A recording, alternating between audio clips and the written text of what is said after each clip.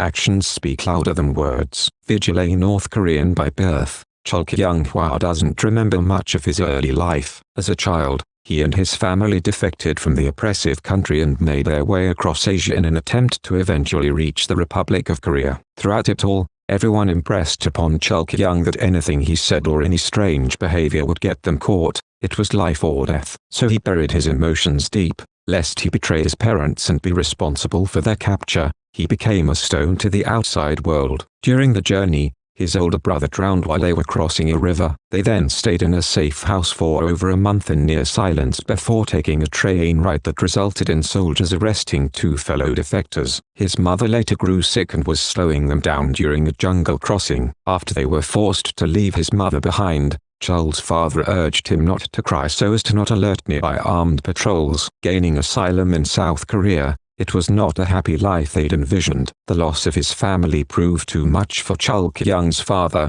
who committed suicide by throwing himself in front of a train, leaving his son an orphan. Chul Kyung remained a stone, never showing emotion, never betraying his inner thoughts. Chul Kyung was adopted into the Hwa family, who believed it best if he forget his past, which started by changing his full name to Chul Kyung-hwa. Chul Kyung was actively encouraged to forget his real name and he obliged. It was another form of camouflage. He grew up in a system of rules and codes of conduct, and they provided him with a reason to be stoic, to follow orders. He could hide behind the rules. Chul's trauma showed during his adolescence as he became reclusive and was a slow reader. However, he later showed great improvement and focus by improving his grades. Chul Kyung gravitated toward electronics and electrical engineering. Wants to use his talents and demonstrate pride for the country that took him in, he entered the South Korean Navy, proving the exemplary sailor. He earned himself a berth in the ROK and UDT SEALs, not only passing with distinction,